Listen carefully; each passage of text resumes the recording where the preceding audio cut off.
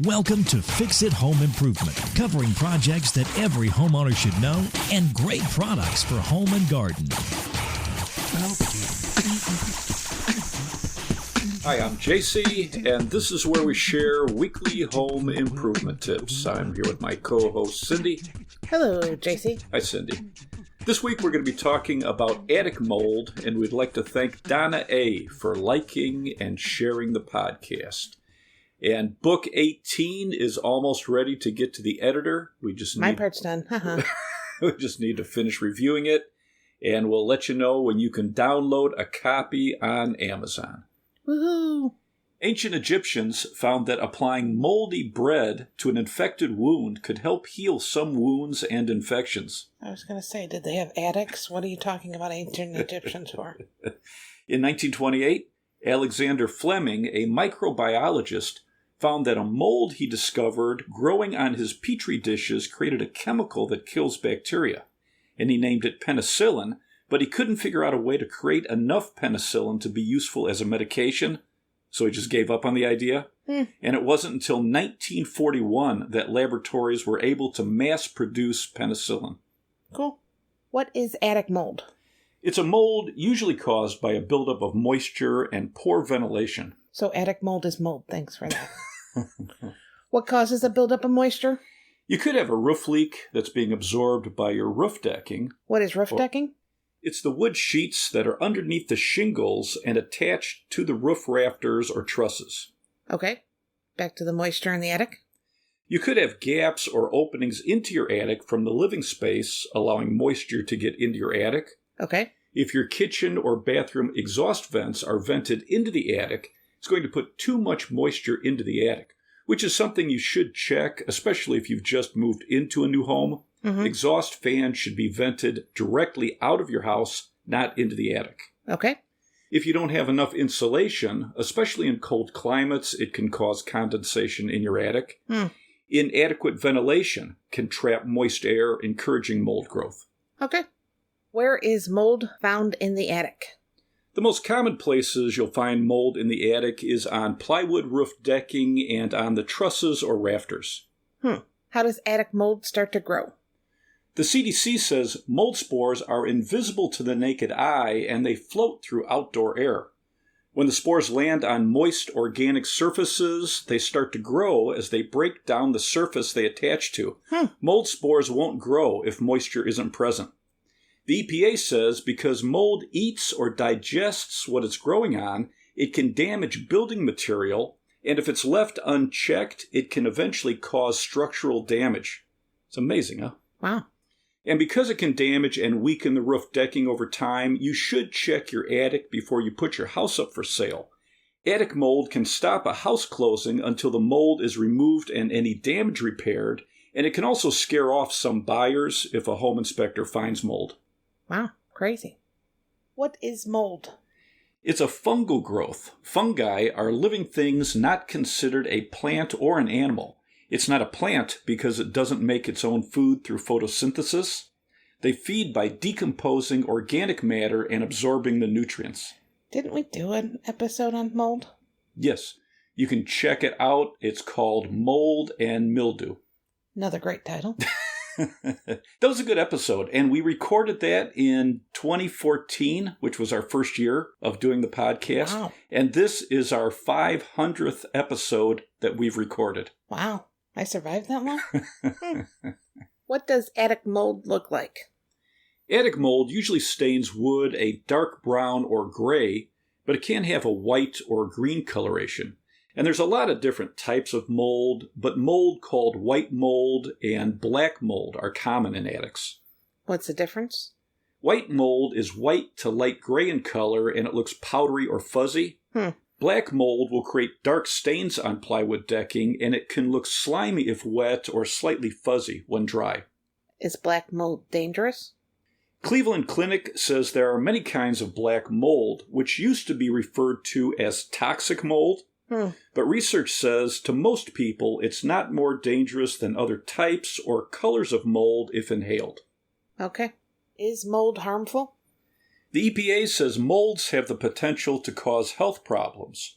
Molds produce allergens and irritants that can cause a reaction, and there's some molds that can cause an asthma attack in people with asthma who are allergic to mold. Mayo Clinic says a mold allergy can cause coughing, sneezing, a runny nose, irritated eyes, nose, and throat, shortness of breath, and chest tightness. Medical News Today says long-term exposure to high levels of mold in your home can be unhealthy for anyone. People who are at most risk of the symptoms of mold exposure are infants and children, older adults, people with allergies or asthma, and people with weakened immune systems. Okay. Can attic mold get into the living areas of your home? If you have ductwork in your attic, mold spores can get into the ducts and spread through your home. Mold spores can pass through any openings between the attic and the living space below, like openings for vents and light fixtures. Okay. How can you prevent problems in the attic? First, you want to seal off any openings between the attic and the living areas to reduce the amount of warm, moist air getting into the attic.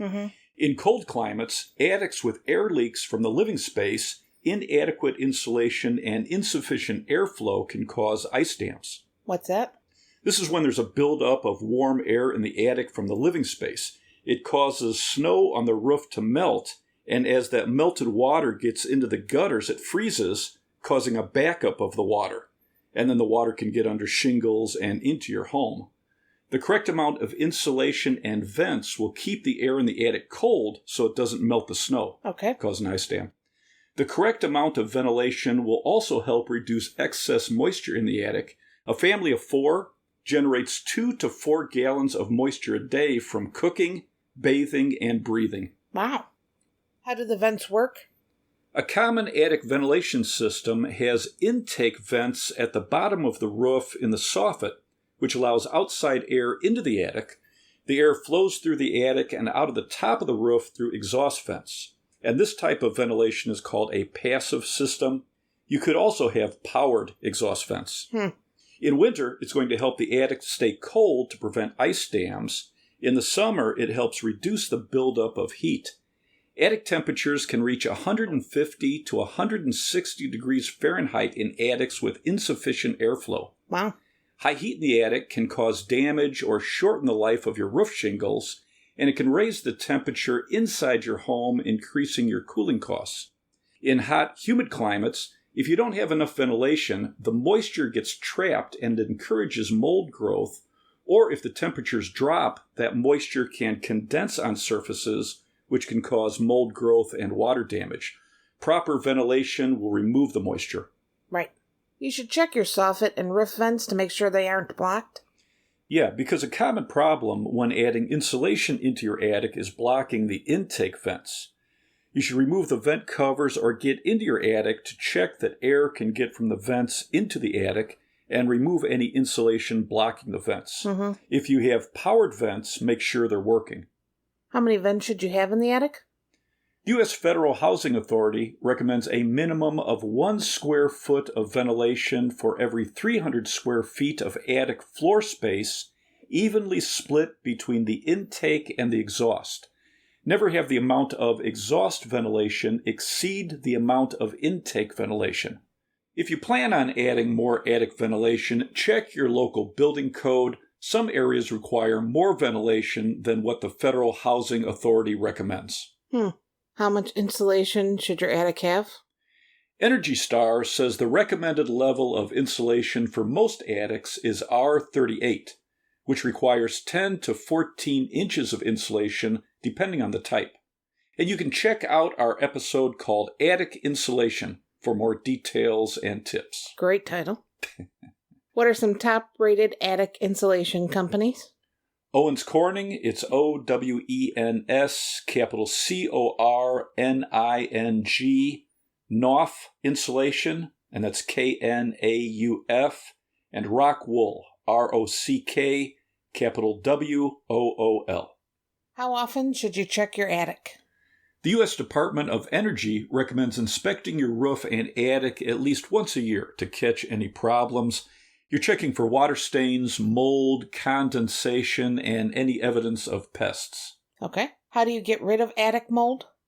For mold on wood surfaces, you can use a soapy water mixture on a rag and scrub the wood, or you can put soapy water into a spray bottle, spray the moldy area, then scrub it with a rag or a brush. How much soap? You would use 1 teaspoon of liquid dishwashing detergent per cup of water. Once you've scrubbed the area with the soap, wipe down the surface with a clean, damp rag and clean water. After it dries, spray the area with a 50-50 solution of water and hydrogen peroxide, or you can sponge that solution onto the area and allow it to dry. Then use fans or a dehumidifier, depending on your climate, to help it dry completely. Okay.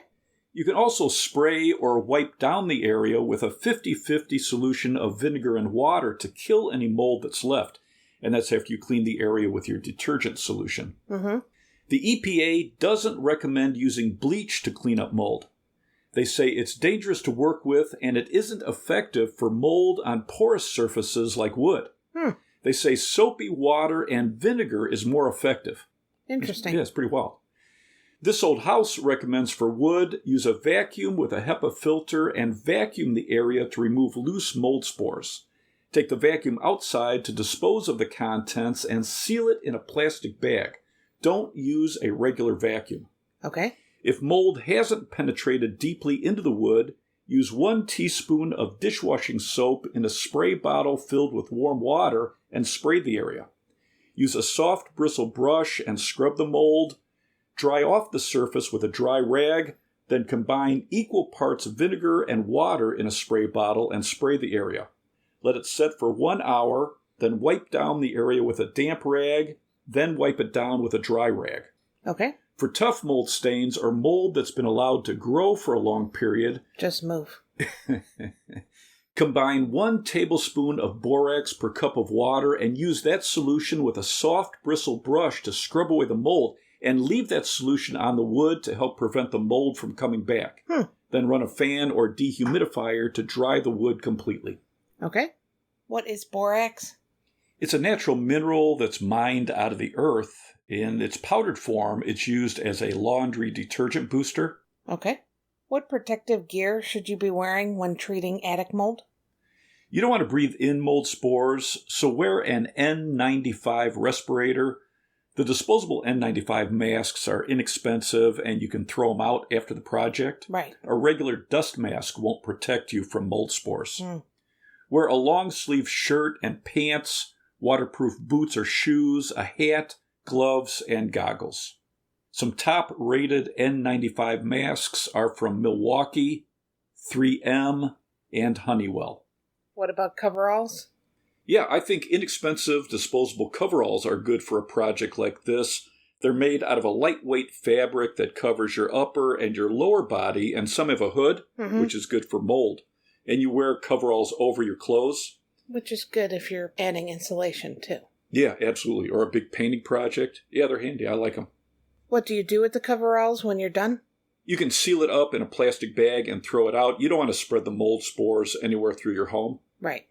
Some top-rated coverall companies are Trimaco, it's Trimaco, Venom Steel, it's Venom, capital Steel, and Cordova Safety Products, that's Cordova. Cool. Do you have anything else to add? Removing attic mold is a pretty easy project to do yourself if there's small amounts of mold. If there's a lot of mold throughout your attic, or if the wood decking looks damaged, have a professional come out and inspect it. You should have a routine to check your attic at least once a year to catch any problems, and if you plan on selling your home, check for mold in your attic before you list it. Good idea. Let's wrap this up. You can subscribe to the podcast on your favorite podcast app. If you enjoyed it, please leave us a review. You can check out our home improvement videos on our YouTube channel, Fix It Home Improvement. And you can subscribe to that as well. You can download our ebooks, Home Improvement Solutions, What Every Homeowner Should Know, books 1 through 17 on Amazon. If you enjoyed it, please leave us a 5-star rating and review. You can email us at fixitpodcast@gmail.com, and you can follow us on Instagram, Fix It Home Improvement. Thank you for listening. Talk to you next week.